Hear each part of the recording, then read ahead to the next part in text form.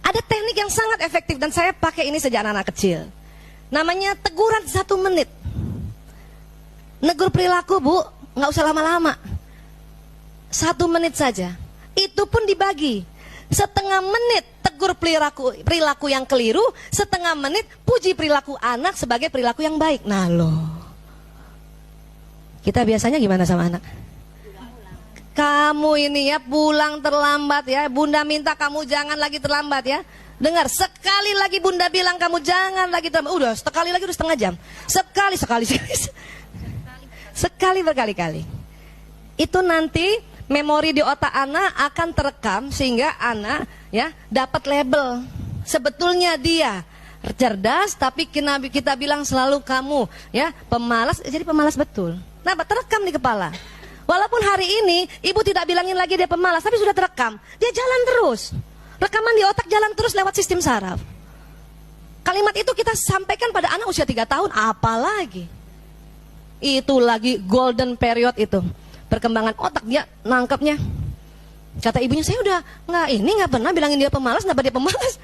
Rupanya omongan kita yang pertama itu sangat membekas. Itulah makanya kita minta yang ada ya, yang kita lakukan 4 tadi. Maafkan diri, ya, minta ampun, maafkan anak itu, dan juga kita minta maaf. 3 bisa, 1 agak berat.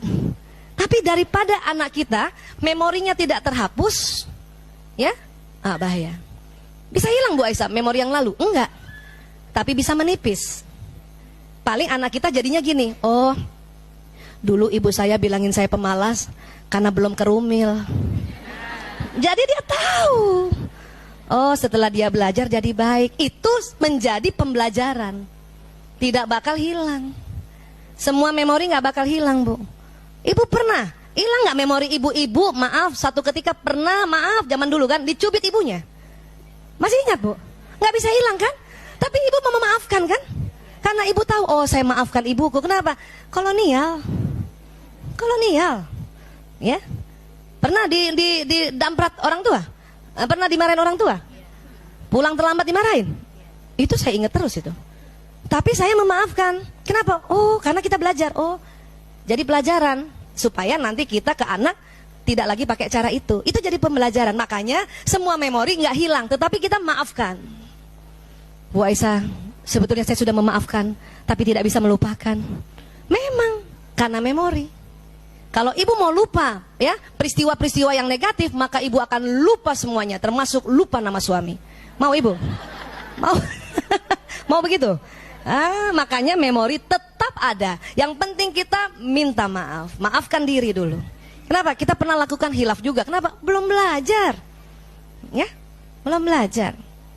Ya, maafkan diri, minta ampun sama Allah, maafkan anak kita, dan kita minta maaf sama anak. Ya, nah ini gimana pakainya Bu Aisyah? Saya dulu waktu anak-anak masih kecil, sengaja di ruang tengah rumah saya pasang jam besar. Suatu ketika Lanang anak saya yang pertama, bayangkan umur 5 tahun dia pulang terlambat, gara-gara main di warnet. Zaman dulu kan belum ada di rumah kan, 5 tahun loh, TK. Ya, oke, dia datang. Assalamualaikum, waalaikumsalam. Lanang, tetap harus senyum ya, walaupun gemes kan. Nah, makanya pas saya udah tahu dia di pinggir di pagar itu udah tarik nafas. Astagfirullahaladzim, astagfirullahaladzim. Ya Allah, mohon lemah lembut. Tapi tetap harus ditegur. Lemah lembut itu bukan membiarkan ya, ditegur. Sini nak berdiri. Ada jam di situ. Setengah menit pertama tegur perilakunya. Lanang, ibu marah Lanang pulang terlambat. Ibu boleh tegur dan sampaikan pesan ibu. Kalimatnya, ibu marah. Yang marah siapa? Ibu. Kalau dia mah gak marah, dia seneng. Banyak kita begini, kamu bikin ibu marah. Itu yang keliru. Itu orang tersinggung itu. Ya, Lanang, ibu marah karena kamu terlambat. Harusnya kamu gak terlambat dong. Harusnya kan TK pulang jam 10. Ini kenapa jam 3 siang baru pulang? TK kan 5 tahun. Bayangin Bu, anak saya aja TK udah split. Ya, kan itu ditegur. Ya, Dan kamu juga nggak bilang sama ibu. Nah itu cuma setengah menit. Bayangkan tuh, saya lihat tuh setengah menit. Masih mau ngomong udah setengah menit. Dan pada saat menegur setengah menit, kalau ibu marah, ibu boleh ekspresikan. Ya, waktu masih kecil saya nggak pakai ekspresi. Kalau udah besar waktu SMP, Lanang, pakai gerobak meja loh. Ibu nggak suka Lanang pulang terlambat. Tapi itu setengah menit tuh, ya. Apalagi Lanang nggak bilang sama ibu.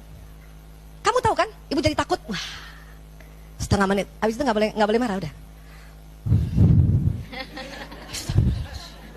Dia nggak lihat. Kenapa? Peralihan antara menegur dan kemudian memuji itu susah, Bu. Bagaimana caranya habis marah ibu memuji? Maka harus istighfar. Mumpung anak nggak lihat karena dia nunduk. Tuh anak nunduk, pas dia nunduk, tuh anak nunduk kan? Astagfirullahaladzim. Sebab biasanya kamu kalau pulang sekolah selalu tepat pulang, nak. Dan kalau kamu pasti telepon ibu. Itu bagus, nak. Itu memuji. Karena dia selalu lakukan itu. Satu ketika dia tidak telepon saya dan pulang terlambat, kita tetap tegur perilakunya. Bisa paham, Bu? Setengah menit. Itu latihan. Alhamdulillah berhasil. Lanang udah berhasil, berarti adik-adiknya berhasil. Itu latihan. Makanya lihat jam. Udah harus muji nih. Ya. Biasanya kan gitu. Kelamaan 5 menit. Kelamaan. 1 menit aja. Itu efektif sekali. Sehingga dia belajar bahwa kalau saya mau pulang terlambat saya telepon. Ya. Tapi apa dia bilang? Anak mau bicara apa, nak? Kasih waktu bicara. Ibu, tadi aku udah telepon ibu pakai telepon ibunya teman aku. Udah ngomongnya gitu kan, teman aku. Tapi ibu nggak angkat-angkat. Barangkali ibu lagi seminar. Oh iya ya. Karena pas saya lihat, ada miss call. Cuman nggak tahu ini nomor siapa. Ternyata ibu temannya. Berarti kan dia sudah melakukan hal yang sesuai prosedur. Kalau kita negurnya setengah menit, kita nggak malu, Bu. Kalau ibu negurnya 5 menit atau 15 menit, ibu malu. Ternyata iya udah telepon. Kalau setengah menit nggak malu. Oh astagfirullahaladzim, iya nak. Ibu nggak angkat, ibu nggak tahu nak. Ibu minta maaf ya. Langsung begitu. Iya, Bu. Jadi dia harus tahu hargai pribadi anak ini tetap positif. Karena dia biasanya nelpon. Tapi kenapa pada saat itu menurut saya tidak telepon, padahal sudah telepon. Kasihan kan? Coba kalau nggak dikasih 1 menit ini. Lanang, kenapa kamu terlambat? Selalu terlambat, bikin ibu marah aja. Kamu seperti bapak kamu aja ya. Wih, merembet bawa-bawa bapaknya. Itu bahayanya kalau merepet. Belum lagi selesai. Kayak bapak kamu aja. Memang dasar orang Jogja selalu terlambat. Wih. Kenapa bawa-bawa Jogja? Sempat anak saya belum pakai teknik ini ya. Anak saya bilang masih kecil tuh ya, belum pakai teknik ini. Ibu, kalau aku terlambat, ibu marah, aku terima. Tapi kalau bapakku orang Jogja, itu salah ibu.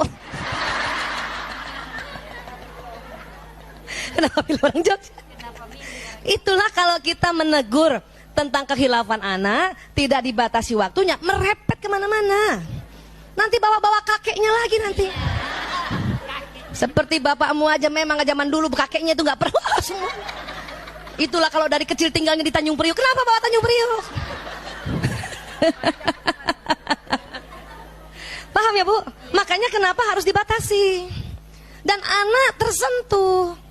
Kan kita sudah sepakat maunya tersentuh bukan tersinggung kan? Kita sudah sepakat dari awal kan? Susah amat ya Bu Aisyah? Emang. Supaya masuk surga. Bu, susah Bu, hadiahnya surga. Kalau gampang, hadiahnya rice cooker. Panci, voucher. Ini tuh susah memang, butuh ikhtiar yang luar biasa karena hadiahnya surga. Ya Bu, mau surga apa rice cooker? Yang udah punya rice cooker surga dong.